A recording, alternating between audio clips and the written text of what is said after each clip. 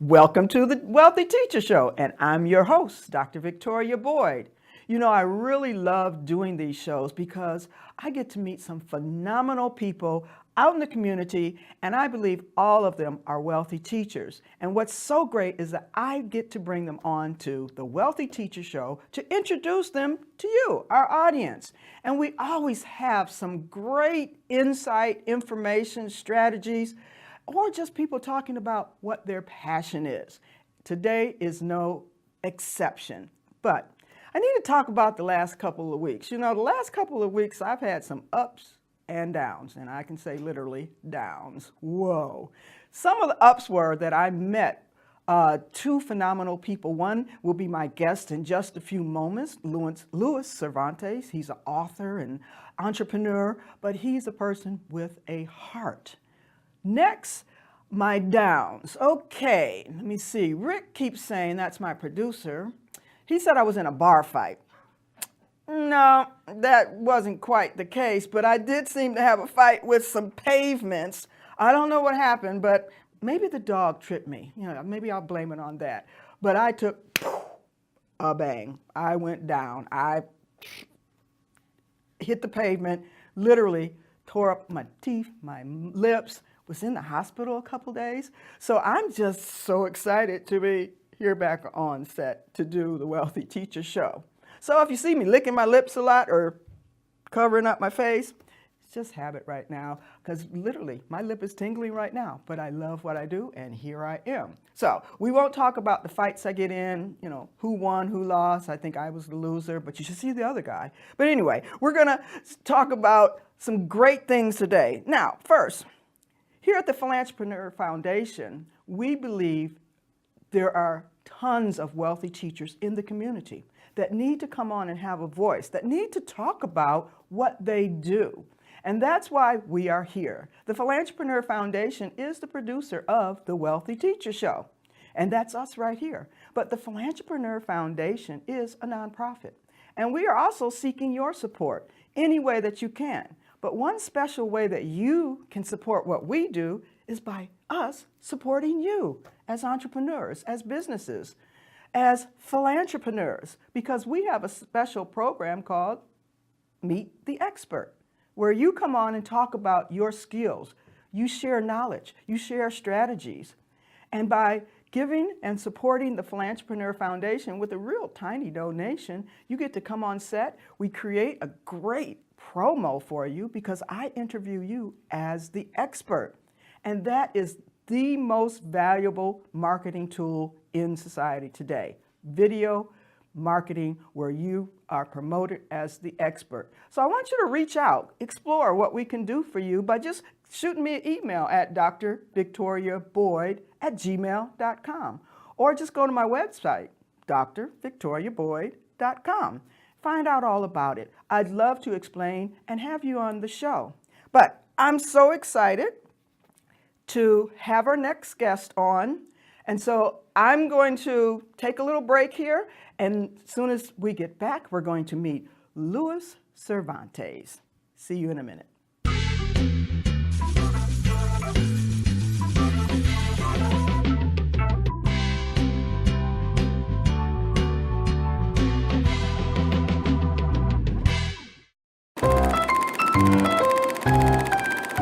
5 top benefits of HempWorks CBD. Number 5, reduces stress and anxiety. Number 4, supports heart health. Number 3, protects immune system. Number 2, anti-inflammation. And number 1, pain relief. 10 reasons you need HempWorks as your source for CBD. 1, 2, 3, 4, 5, 6, 7, 8, 9, 10. It works.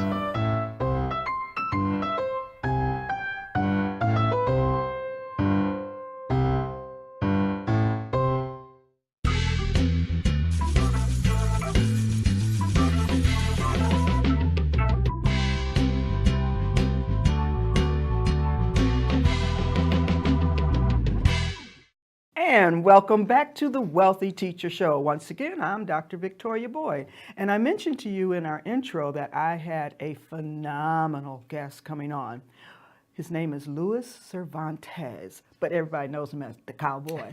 Everybody. I mean, literally, everybody knows him as the cowboy. You'll see why in a minute. I mean, he wears the hat for the cowboy look. But you're going to really enjoy meeting Louis because he is the ultimate philantrepreneur. And you're going to understand why. So, first of all, let's welcome Louis Cervantez onto the show today. I am so excited to have you here on the set with me because when I met with you a few days ago, I was totally impressed. I was blown away. I was like, he is the epitome of being a philantrepreneur. And so let's forget all about that. I know how wonderful you are. Oh. Let's just talk about some of your background. Because, I mean, you went into, you got a degree in ranch management. Natural resource management. Okay. What is that? Natural resource management back in the days, won't even say what year, but first of all, thank you. I appreciate being on your show. Absolutely. Back in the day, we the whole idea of using natural resources came into being, and we had the first Earth Day, and everybody wanted to shift. And everybody in the United States wanted to shift from just continual use to being able to manage resources and not just overutilized. Just using them. So using them wisely. Yeah. So the brand new program started at Utah State University, Natural Resource Management, and I applied to that. But I would first come from a background of a ranch and farm, so I was going to go into agriculture. Okay. But I go, this sounds neat and exciting, so that's where I ended up. And basically it was nothing more than really teaching how to use wisely a resource. No different than if it would have been grain or cattle or pork bellies or anything like that. It's just a wise use. So far, you're living up to your name, cowboy. Okay, check. I'm checking that one off. Okay. So, but you also told me that you were in accounting or banking or finances? Statistics and economics. Okay, that's not cowboy-ish. Well, I know, but it's just a natural thing. Besides that, I had a major prof who said, hey, better learn some statistics and economics because it's going to be needed. Okay. And I developed, I didn't really realize it, but I developed a nice love for numbers. So I like numbers. Just automatic in my head, I'll take a percentage. Okay, we won't talk about that too much because that's just not me. Okay. So looking at other things, you told me you're an author, a speaker, and one of your books is El Imagen de Orion. Did I say that right? El Imagen de Orion. Okay, that's the way it's supposed to sound. Okay. Give us just a little bit of synopsis, abstract. What is that book about? It's I think I'll put it in the genre of romanticism, and then I'll add the title of existential romanticism. Okay. Because we start, I can't give it all away, but we start basically going through a catharsis for our protagonist in the book, where he is going through this change, sort of like a cowboy going from change to numbers. Yeah. But this protagonist, he goes through a lot of loss, change, and comes to a new realization, and included in that is, and here's a few teasers, for example, coming across the love of his life. It's a romance novel. Exactly. McCarran International Airport, passing by and not knowing, just feeling. That's soulmate. And then ending up in Madrid, Spain. Wow. And I can't say anymore. So we have to read it. But That's right. Isn't it in Spanish? I've got a book that will be in Spanish, and that was the original, and then I'm translating it to English. Okay, I can't wait to read it. Absolutely. And I might change the title from the Spanish. I'm not quite sure, but in English it would be like Orion's Lady is the name of it. Okay, that sounds. I'm hooked. Okay. So you just. Well, thanks. I'll have one book purchased. Here I am. But you also are co-author on Beat the Curve with Brian Tracy. With Brian Tracy. Who is a Canadian public speaker, well-known professional entrepreneur. co-author with Brian Tracy. Well, it was an interesting experience. I wanted to write and I wanted to author, and I figured, well, if we do like the chicken soup for the soul kind of a thing, then I Yeah. don't have to like do the whole thing. everything at one time. So it was a good experience. I learned what Yeah. not to do, and so I didn't really have a whole lot to say, just wrote a whole bunch of stuff, Yeah. and then the editors took it and they rewatched it, and it came out something else than what I would have liked, but it was an experience. And I totally understand that process because I'm a co-author on How I Did It. That's the name of the book. And it was a compilation of many authors or writers for one book that came out, and they all had their what I call mini stories of how they did something in the business world, and one of my story is in that book. So we have a link there. In that Absolutely. I agree. format of co-authoring in what is called a joint author initiative. So Beat the Curve is the name of that book. But okay, we're going to make a transition into your professional life here. Okay. I know that you are an entrepreneur and you actually opened a store in Galleria Mall. Correct. Called Baby Baby. Oh, baby, baby. Oh, baby, baby. Oh, baby, baby. Now, audience, don't think about what you think you're thinking about. This is about babies, real babies, babies. And once again, the cowboy image just is not matching that. I'm sorry. Well, just think of it this way. Back in the day, I was raised on a farm and a ranch. We had 500 head of cattle. So back in the day, I had to help my father on the ranch, especially during the winter. We had to deliver baby calves. Oh, aw. And just develop. I know it's a long stretch, but just hang in there with me for a second, okay? Hang in there with me. So you're delivering babies in the middle of winter. And it's, yeah, okay. So then that period went away, and now we have all this development of all this other technical stuff and studies, and you got to get away from it. But eventually you go back to your roots, you know what I mean? You go back to the roots where you're delivering babies. But the reality is that at one point in time I had a partner who was in that particular field, and we thought that would be a good idea to do 4D ultrasounds. And we opened up the store 2014 at the Galleria Mall. Okay. And that is actually the segue or the transition of where our conversation really evolved around when we first met, which is the foundation of a nonprofit. That's why you are, to me, a true philantrepreneur. You come with that entrepreneurial spirit, mindset, strategies, but now you're really looking at how can you give back to community? How can you have an impact? And the area that you have really sort of attracted yourself to is essential in the community. But before I forget it, your whole family is involved in giving back. You have a daughter, right, in Puerto Rico that is supporting all of the destruction and things that happened in the hurricane. Some destruction, weather. But it's called Coming Alongside Friends. And tell me a little bit more. We're going to get back to All right, the baby. that's actually quite a story in itself, and the way it originated is that the hurricane hit Puerto Rico last year, about this time of year, September 17th. Yep. And then in November, a group of individuals went down, and they started helping communities, primarily up in the mountains, because the big commercial centers, not a whole lot.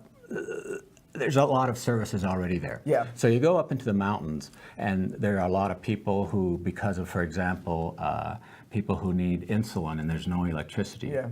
And so how do you work with that?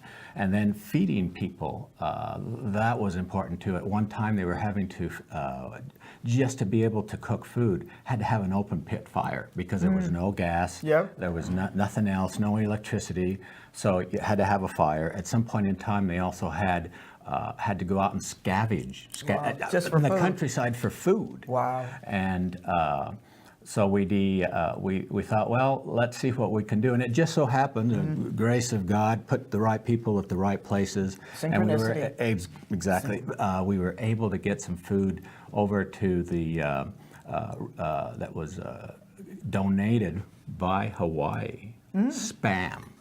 Cases of Spam, and we were able to get those over to Puerto Rico, where they were distributed there to the community. Yeah, because, well, just think, if people who aren't familiar with Spam, it's in a can that is preservable. It doesn't, it won't spoil, and so it can travel and be stored, and is still a viable, great protein, you know, for the masses. And in addition to that, some people will also argue it's so preservable, it's probably still in our bodies 15 years from now. So We won't go into that. okay. Because, you know, there's some great Spam restaurants here in Vegas, so have you experienced? See, they didn't get a plug, but Hawaiian barbecue. they have a Spam platter, but we didn't say that. But anyway, how would I know? Oh, I've never tasted it in life. Yeah, right. Okay. And then just a minor correction, it's not my daughter, it's a love of my life. Her name is Brenda. She's over there working with the people there in Puerto Rico and has been there a long time.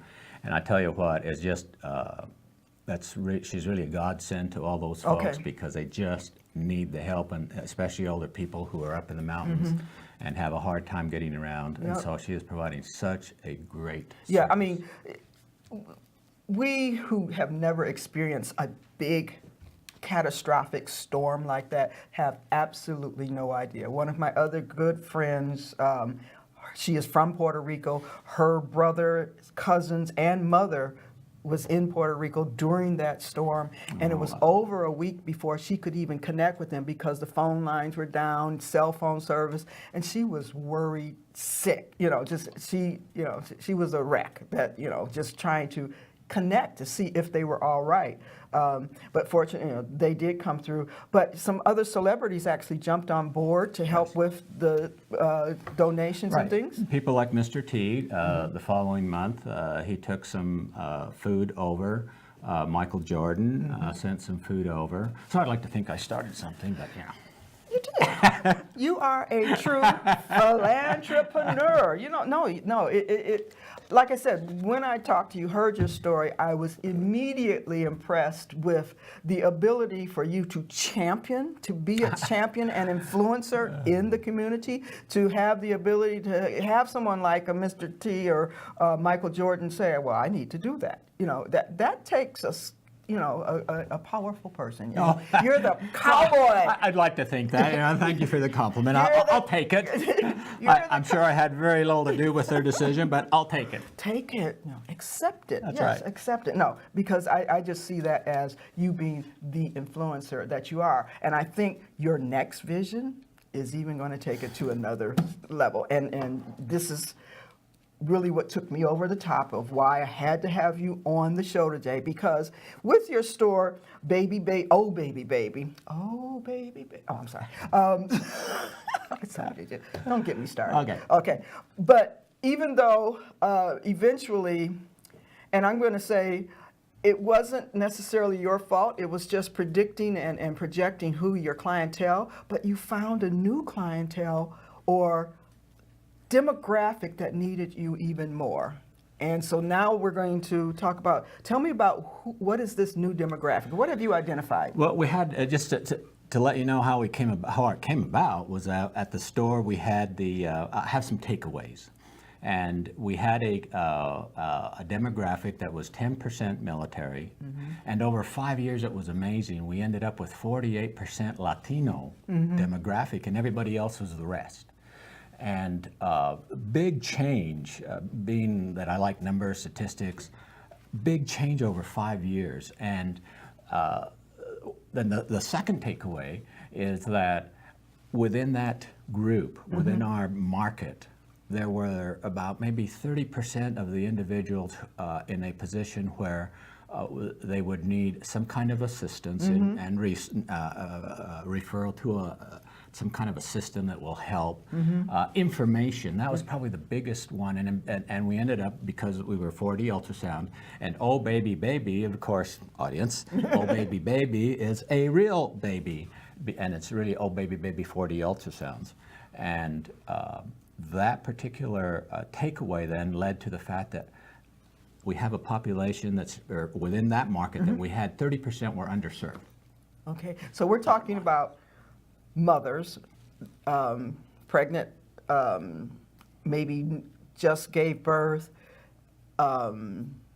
children under 2. I'm just trying to put a picture of who you're serving and where the vision is going. So who that individual then is a mom, first time, maybe even second time mom, and they will need, in some cases, a referral to a resource to get information. Sometimes even they would need a referral to medical help, because a lot of times, because of insurance, our atmosphere today in insurance, some people just don't have it. But you go get a picture, make sure that I've got 10 toes and fingers, and that might be the only time that we really get to take a look at that baby. So the idea then would be to have that particular, at 30%, that first time mom, second time mom needs information, needs referrals to assistants, needs referrals to resources that can provide everything from baby food to strollers, information on how to do a baby food, your own baby food, because it's maybe more cost effective. And then also be able to go and maybe even do yoga, because it's helpful for the baby. Okay, we're going to talk more about your concept, your vision, because I'm so excited. After this brief break, we'll be right back. All right.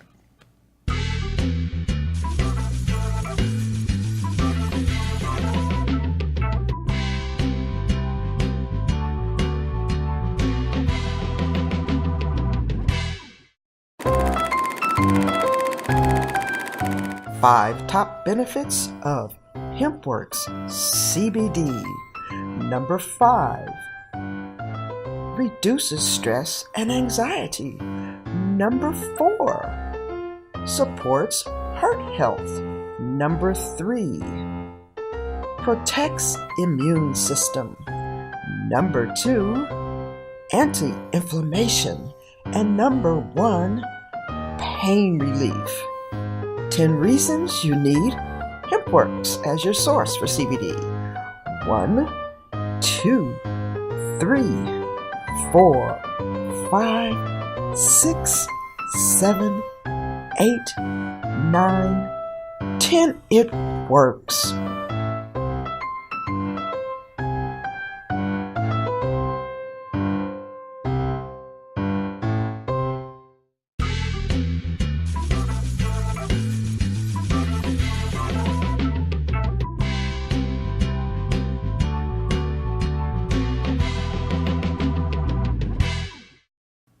And welcome back to the Wealthy Teacher Show with my guest, Louis Cervantez. He has really been talking to us about having an impact in the community. And so now we're going to talk about his vision a little bit more. We talked about mothers and the needs of what they have. So let's sort of break down who you're serving and how you're serving. I know we have some real simple charts here that we want to show, that just so that the audience can really understand how you got to the point where you are. And so explain this chart for us.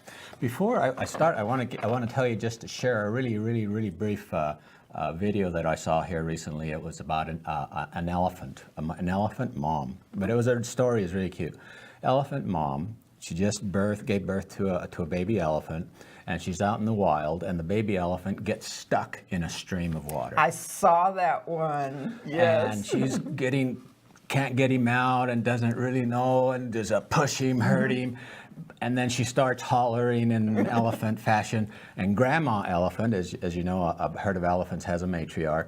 And that she came over, and I remember so vividly, she kind of just went with a run. And the mom elephant goes over that way, and then she goes in and helps the baby come out, because she knew how to do it. Yes. And so I was really impressed with that, because we are able then, as part of this program, hopefully take advantage of those who know to help those who don't know. Absolutely. So here what we're looking at is, if we take a look at our market that we had from the store.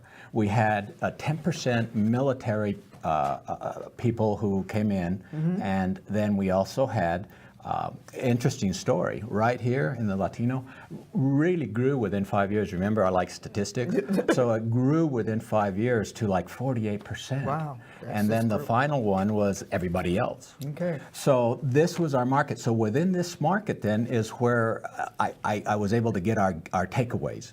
And then one of the takeaways, if you recall, was that out of that whole market, if we just divide it again into 10 people, 30% are underserved. And by that, that's a I big chunk. mean, yes, by That's a that I big mean chunk. there is, and it doesn't mean that they don't have it. It just means that some people will need some degree of assistance or would appreciate some degree of assistance. We're talking about assistance. And going back to the elephant theme, we just need somebody over here to help these folks over here, first-time moms. Yeah, and that's what a village does.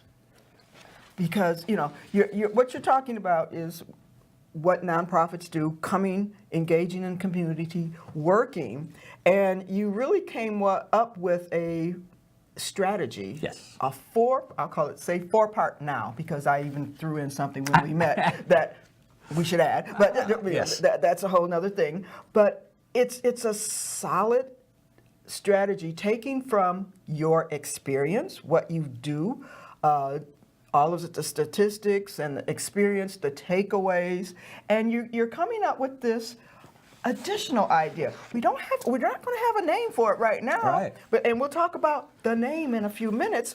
But it's a umbrella. I'll say it's an umbrella of services. And we'll explain. Okay, you already mentioned ultrasound, Yes. and that we explained that's taking the pictures of the fetus inside the mom before it's born. And so you have a whole section here that will deal with ultrasound. Why is that so important?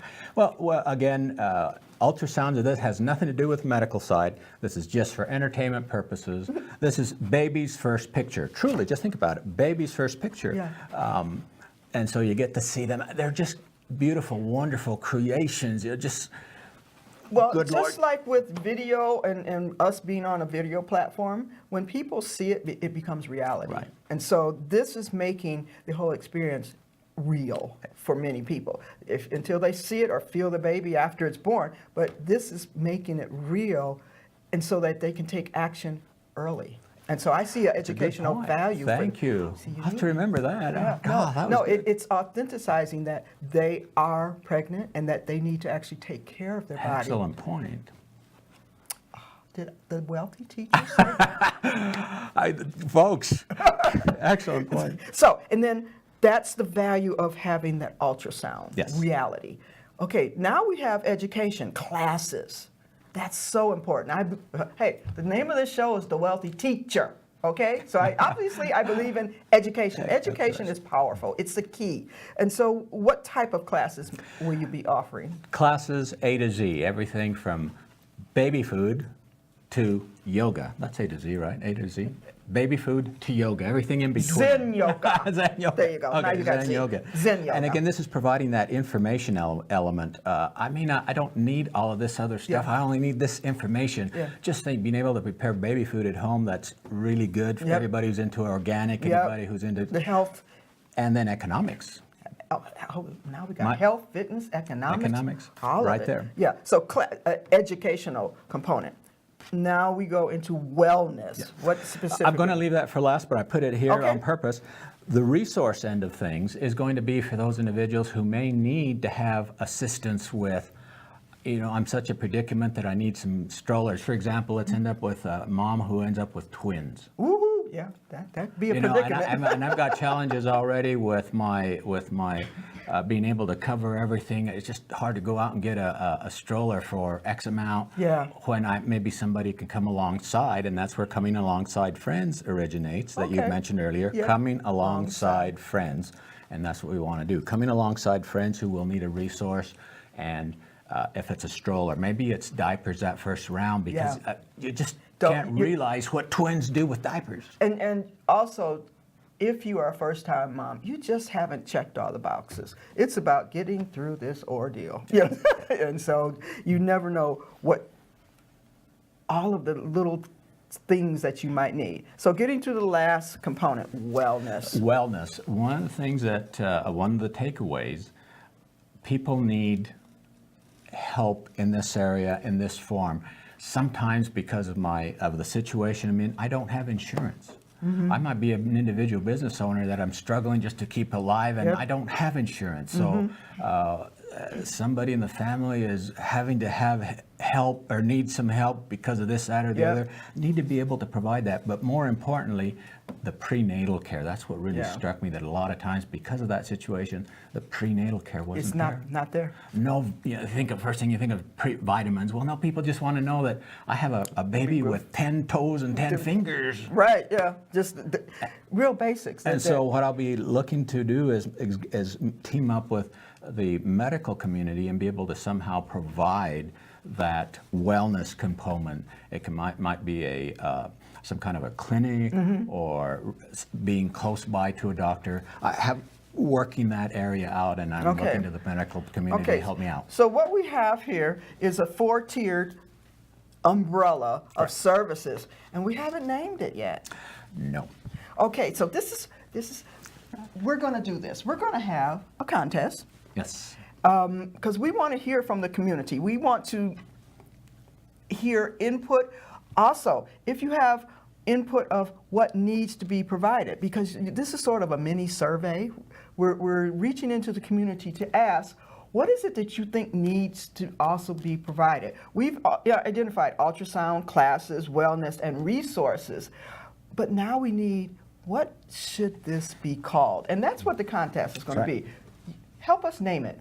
What the winner, we're going to bring them on the show, we're going to introduce them, and it will be the official launch of this organization with the winner who has named it. Now remember, branding, marketing, we need all of those ideas, but anyone out in the audience that would like to enter the contest to name our entity? That's right. Okay, we're going to run a contest. So give us your input. This is a good time for input. Just let us know what we should name this. What should this be called? Yeah. So you can reach out to me, drvictoriaboyd@gmail.com. You can reach, .com, or drvictoriaboyd@gmail.com. Louis Cervantez @gmail.com. Real simple. His name will be across the bottom of the screen when they're looking at this, but it's real simple. Louis Cervantez, gmail.com. No dots, no dashes. Just one name with a Z. With a Z, and that's like mine, Dr. Victoria Boyd @gmail.com. We want to hear from you. We're going to post it on Facebook and LinkedIn. We're going to put it out on social media and promote it. Let's give it a 2-week deadline. Okay. So that would be September 15th. Correct. Okay, is the deadline. We want to know, what should we call the 4-tier ultrasound classes, wellness, and resources entity that the cowboy has a vision for? Once again, I want to thank you for coming on the show. If you want to reach out to Louis, once again, Louis Cervantez with a Z @gmail.com. Find him on Facebook. You on LinkedIn too? Yes. On LinkedIn too. Explore his books, all of the resources. Thank you so much for coming on. Thank you for having me. Appreciate it. Loved it. The Philantrepreneur. We'll be right back. Thank you.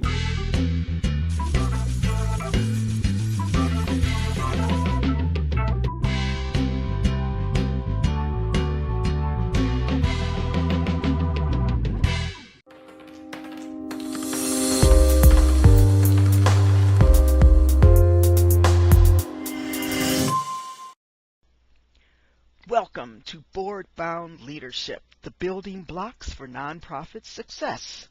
This is where you will empower yourself and the board to be assets every organization deserves. You can unlock the knowledge you need for board service with tools such as Board-Bound Leadership Book, nominated for the 2017 Terry McAdam Book Award from Alliance for Nonprofit Management. Visit the Board-Bound Leadership Learning Library, where you'll find board certification, training, and board bites, all designed to help you meet the challenges that may arise every day and erase the fears that we so often see, board-bound leadership makes board membership a rewarding experience. So start today at boardboundleaders.com.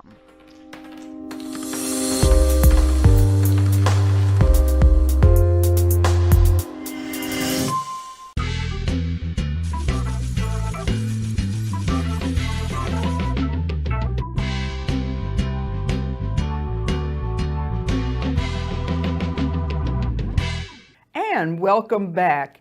And before we get and wrap up this show, I want to say thanks to our sponsors, especially Agent with Heart, real estate agents reaching out into the community, Softfront, CRM, marketing in that field for 25 years, Rock's Place Hemp Work, changing lives one drop at a time, and the Las Vegas Health and Fitness Chamber of Commerce, all of our wonderful sponsors. You're wondering who's sitting on the set here with me, right? Yeah, this is Gail Rutherford. This is my sister-in-law. Hi, everybody. She's here from LA, and we're just hanging out here in the studio doing what we do. Having fun. So you met someone that is really involved in the community. What do you think about people that are involved in the community? Is it necessity? Do you think we should do that? I think the way you reach people is by being in the grassroots involvements of the community. Absolutely. Like President Barack Obama. He was Okay. a community organizer. Never mind. Okay. No, I would just, I don't get political on the show. Okay, I was just thinking he was Okay. the ultimate Yeah. community organizer. Just absolutely. But we're dealing with a lot of nonprofits. I know you actually worked for a nonprofit. And so it's reaching into the community and just doing what we do. And I love introducing individuals from the community. You came all the way over here to Las Vegas. You normally live in, you live in LA. LA. Yeah. On Hollywood Boulevard. Oh. Excuse me. I just live on Maggie Ranch. But it's very nice, Mitch. But want to thank my sister-in-law for being here today. We are going to see you next time for the Wealthy Teacher Show. Make sure you don't miss it. Stay tuned.